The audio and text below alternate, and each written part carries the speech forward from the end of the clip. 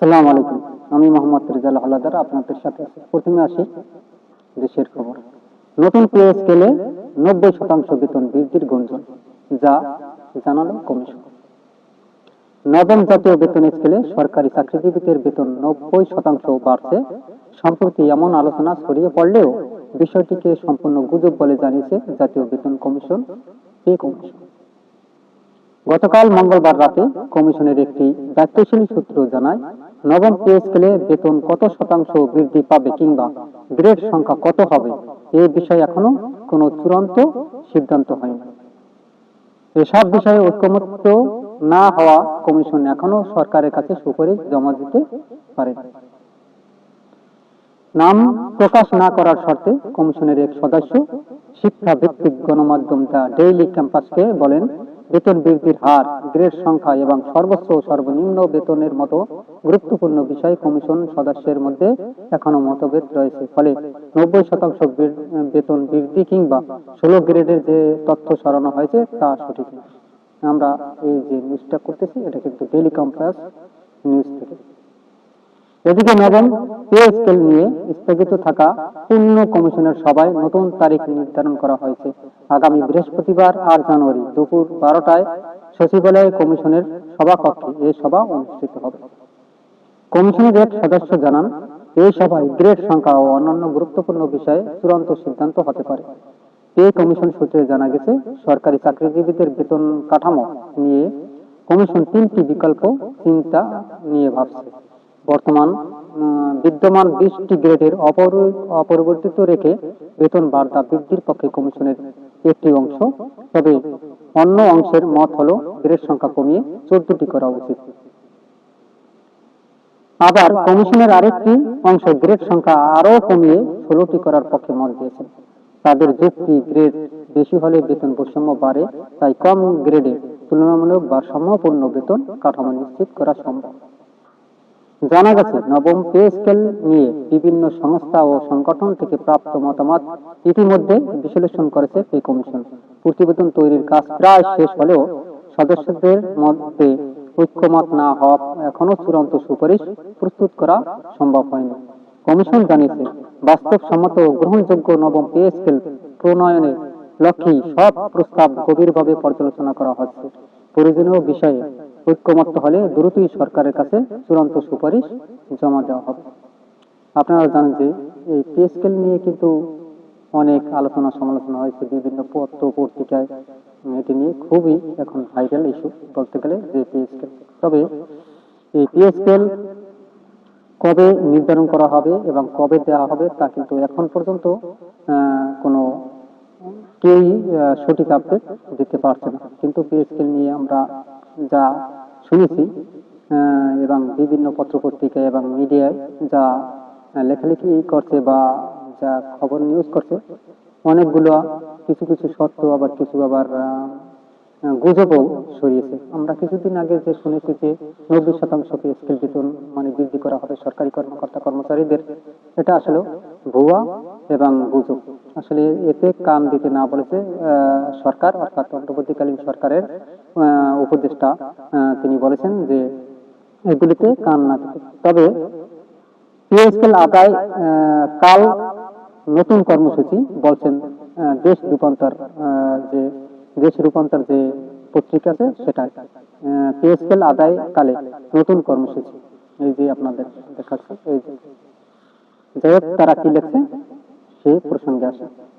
সরকারি চাকরিজীবীদের বৈষম্য নিরসন ও সুযোগ সুবিধা বাড়তে গেলে জুলাইয়ের পে কমিশন গঠন করে অন্তর্বর্তী সরকার 6 মাসের মধ্যে সুপারিশ দেওয়ার বাধ্যবাধকতা রেখে প্রজ্ঞাপনও জারি করা হয়। কিছুদিন পরে অর্থ উপদেষ্টা সালেউদ্দিন আহমেদ এই সরকারের সময় নবম পে স্কেল বাস্তবায়নের ইঙ্গিত দেন। কিন্তু নভেম্বর মাসে অর্থ উপদেষ্টা বলেন, সরকারি কর্মচারীদের নতুন পে কমিশনের সিদ্ধান্ত নেবে আগামী সরকার। এরপরই কর্মচারীদের মধ্যে অসন্তোষ তৈরি হয়। পরে 30 নভেম্বরের মধ্যে সুপারিশ জমা দিতে কমিশনকে আলটিমেটাম দেন কর্মচারীর নেতারা। তবে এখন পর্যন্ত নবম পে স্কেলের সুপারিশ দাখিল করেনি কমিশন। পাশাপাশি গত 15 ডিসেম্বরের মধ্যে নবম পে স্কেলের গেজেট প্রকাশের দাবি করেছিলেন কর্মচারীরা। তবে সরকারের পক্ষ থেকে এখনো কোনো বার্তা আসেনি। এদিকে দাবি আদায়ের আন্দোলনে নামছেন কর্মচারীরা। মূলত গেল 20 ডিসেম্বরে নতুন কর্মসূচি ঘোষণা করার প্রস্তুতি নিয়েছিলেন কর্মচারীর নেতারা। তবে শহীদ ওসমান হাদির মৃত্যুর পর কর্মসূচি ঘোষণা স্থগিত করেন তারা। কাল শুক্রবার 26 ডিসেম্বর অর্থাৎ গত 26 ডিসেম্বরে নতুন কর্মসূচি ঘোষণা করবেন বলে কর্মচারীরা জানিয়েছেন। তবে কর্মচারী সংগঠনের একাধিক নেতা বলেন, নতুন বছরের শুরুতেই আমাদের কর্মসূচি আসবে। এক্ষেত্রে প্রতীকী অনশন, সমাবেশ, মহাসমাবেশ, এমনকি দৈনিক 1 ঘন্টা থেকে 2 ঘন্টা কর্মবিরতিতেও আসতে পারে। কর্মসূচি অনুযায়ী নির্দিষ্ট তারিখ সংবাদ সম্মেলনে জানানো যাবে। এর আগে সরকারি চাকরিজীবী বিধিমালা ও শৃঙ্খলা বহির্ভূত কোনো কর্মসূচি দেওয়া হবে না বলে জানায় বাংলাদেশ সরকারি কর্মচারী দাবি আদায় ঐক্য পরিষদ। পরিষদের সভাপতি ওয়ারেস আলী জানান, প্রজাতন্ত্রের কর্মচারী হিসেবে আমরা ইচ্ছে মতো কর্মসূচি দিতে পারি না। আমরা চাকরির বিধিমালা ও শৃঙ্খলার মধ্যে থেকেই কর্মসূচি দেব। বিধিমালা বহির্ভূত কোনো কর্মসূচি দেওয়া হবে না। তবে পে কমিশনের রিপোর্ট আটকে আছে, যে কারণে সেটাও আপনাদের জানিয়ে দিচ্ছি।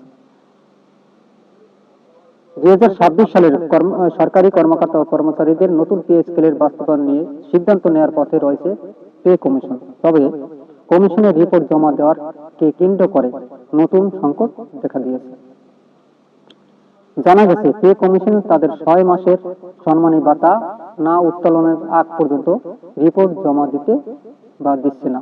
এর ফলে যদি কমিশন 1 মাস আগে রিপোর্ট জমা দেয়, তবে ওই মাসের সম্মানী ভাতা থেকে বাদ পড়বে সরকারি কর্মকর্তা ও কর্মচারীরা। বিশ্লেষকেরা বলেছেন, প্রায় 22 লাখ সরকারি কর্মকর্তা ও কর্মচারীদের জন্য এটি শুধু একটি আর্থিক বিষয় নয়, বরং সম্মান ও স্বীকৃতির বিষয়। সরকারি কর্মকর্তারা মনে করছে, দীর্ঘমেয়াদী অর্থনৈতিক নিরাপত্তার চেয়ে স্বল্পকালীন সম্মানী ভাতা বড় প্রাধান্য পাচ্ছে। সেই কারণেই কমিশনের রিপোর্ট জমা দেওয়ার বিষয়ে তারা আপাতত আক্ষেপ করেছে। এই ঘটনায় সরকারের জন্য বড় চ্যালেঞ্জ হয়ে দাঁড়াচ্ছে শিক্ষা প্রতিষ্ঠান, স্বাস্থ্য খাত ও প্রশাসনিক কর্মকাণ্ডের সময়সূচি বজায় রাখা। পে কমিশনের রিপোর্ট আটকে থাকায় নতুন পে স্কেলের কার্যক্রমে বিলম্ব সম্ভাবনা রয়েছে। বিশ্লেষকেরা বলেছেন, সরকারি কর্মকর্তাদের এই অবস্থান মূলত আর্থিক স্বার্থের সঙ্গে সম্পর্কিত হলেও তা দেশের সার্বিক প্রশাসনিক কার্যকারিতাকেও প্রভাবিত করতে পারে। সর্বশেষ তথ্য অনুযায়ী পে কমিশন ও সরকারি কর্মকর্তাদের মধ্যে সমঝোতার চেষ্টা চলমান রয়েছে। তবে সময়ের সঙ্গে সঙ্গে চাপ বেড়েই চলেছে এবং যে কোনো অমিল সরকারি খাতের কর্মসূচিতে সরাসরি প্রভাব ফেলতে পারে। তবে পে স্কেল 3 ধাপে বাস্তবিত হবে। পে স্কেল আসলে আমরা অনেক আলোচনা সমালোচনা শুনেছি এবং এটা নিয়ে কিন্তু অনেক নিউজ হয়েছে, আপনারা জানেন। তবে আমরা এটাও শুনে দিয়েছি 3 ধাপে বাস্তবিত হতে পারে পে স্কেল। সরকারি কর্মকর্তা কর্মচারীদের নবম পে স্কেল 3 ধাপে বাস্তবিত হবে বলে আশা বলেছে। প্রথম ধাপে আগামী জানুয়ারি মাসে কমিশন তাদের সুপারিশ জমা দেবে বলে জানা গেছে। বুধবার 17 ডিসেম্বর গত 17 ডিসেম্বর জাতীয় বেতন কমিশনের পঞ্চম পূর্ণ কমিশনের সভায় এই পরিকল্পনার কথা আলোচনা করেন কমিশনের সদস্যরা। তবে 17 ডিসেম্বর বিকেল 3টায় শুরু হওয়ায় সভা রাত 8টায় শেষ হয়। এই কমিশনের চেয়ারম্যান জাকির আহমেদ খানের সভাপতিত্বে অনুষ্ঠিত সভায় কমিশনের ডক্টর মোহাম্মদ আলী খান এবং ফয়জুল করিম, মোহাম্মদ মুসলিম উদ্দিন, সদস্য সচিব মোহাম্মদ ফরাদ সিদ্দিক সহ কমিশনের খণ্ডকালীন সদস্য এবং কর্মকর্তারা উপস্থিত ছিলেন। সভা সূত্রে জানা গেছে, 3 ধাপে পে স্কেলের সুপারিশ বাস্তবিত হবে। প্রথম ধাপে কমিশন তাদের রিপোর্ট জমা দেবে। দ্বিতীয় ধাপে একটি সচিব কমিটিতে যাবে। সচিব কমিটি অনুমোদনের পর তা উপদেষ্টা পরিষদে পাঠানো হবে। উপদেষ্টা পরিষদ কমিশনের রিপোর্ট বিষয়ে চূড়ান্ত সিদ্ধান্ত নেবে এরপর এবং এ সংক্রান্ত গেজেট জারি করা হবে। সূত্রের তথ্য অনুযায়ী পূর্ণ কমিশনের সভা কমিশনের তৈরিকৃত ড্রাফট নিয়ে বিস্তার আলোচনা হয়েছে। কিছু বিষয় সংশোধনী এনে পরবর্তীতে আবারও পূর্ণ কমিশনের সভা করার সিদ্ধান্ত হয়েছে। কমিশনের রিপোর্ট জমা দেওয়ার পূর্বে আরো অত্যন্ত 3টি পূর্ণ কমিশনের সভা করা হবে। এরপর কমিশন তাদের রিপোর্ট জমা দেবে বলে জানা গেছে। সভায় উপস্থিত কমিশনের এক সদস্য বুধবার রাতে 8:30টায় বলেন, পে স্কেলের খসড়া ড্রাফট প্রস্তুত, তবে কিছু বিষয়ে সংশোধনীয় প্রয়োজন। এই জন্য আমাদের আরো সভা করতে হবে। এরপর কমিশনের তাদের রিপোর্ট জমা দেবে। নির্ধারিত সময়ে অনেকে আগেই কমিশন তাদের রিপোর্ট জমা দেবে। কমিশনের যে ড্রাফট তৈরি করেছে সেখানে গ্রেড সংখ্যা এবং বেতনের কেমন সুপারিশ করা হয়েছে এমন প্রশ্নের জবাবে ওই সদস্য বলেন, কমিশন একটি ড্রাফট তৈরি করেছে, তবে এটি এখনো চূড়ান্ত হয়নি।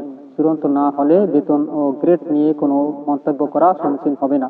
তবে অতিরঞ্জিত কোনো সুপারিশ করা হবে না, বাস্তবসম্মত সুপারিশ করা হবে। সুপ্রিয় দর্শক, আপনারা জানেন যে পে স্কেল নিয়ে কিন্তু 2026 সালে সরকারি কর্মকর্তা কর্মচারীরা তারা সরকারকে আলটিমেটাম দিয়েছেন এবং এই পে স্কেলটা মানে অন্তর্বর্তীকালীন সরকারের টার্মই পাস করানোর জন্য তারা তোড়জোড় শুরু করে দিয়েছেন এবং এটা নিয়ে মিছিল, মিটিং, সমাবেশ, মহাসমাবেশ তারা করে যাচ্ছেন।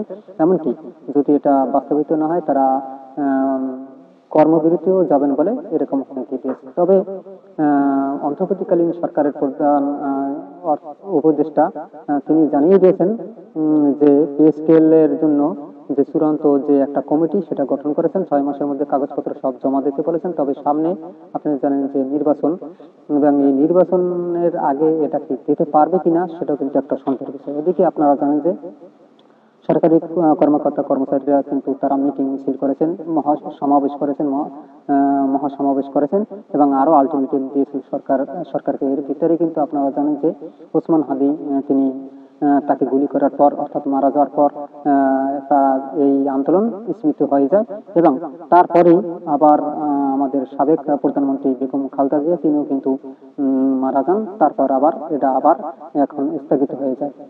এমত অবস্থায় তারা আবার অনেকদিন হয়ে গেল যদিও খালেদা জিয়া আমাদের মাঝে আর নেই, তারপর তারা আবার এটা নিয়ে আলোচনায় এবং আলোচনায় বসেন এবং এমনকি তারেক জিয়ার সাথেও এই পে কমিশনের যে বৈঠক করার একটা চিঠি পাঠিয়েছে এবং তারেক জিয়ার সাথে এটা নিয়ে আলোচনা করা হবে আসলে এটা কি হবে এবং কি হতে পারে বলে আপনারা মনে করেন। অবশ্যই আপনাদের মতামত কমেন্টে জানাবেন। তবে সুপ্রিয় দর্শক, এই বিষয় নিয়ে সরকারি কর্মকর্তা কর্মচারীরা এবং পে কমিশনের কিছু সদস্য তারেক জিয়ার সাথে মিটিং অর্থাৎ বৈঠকে বসবেন আগামী 8 জানুয়ারি। তবে এটা নিয়ে অনেক আলোচনা হবে পরবর্তী ভিডিওতে।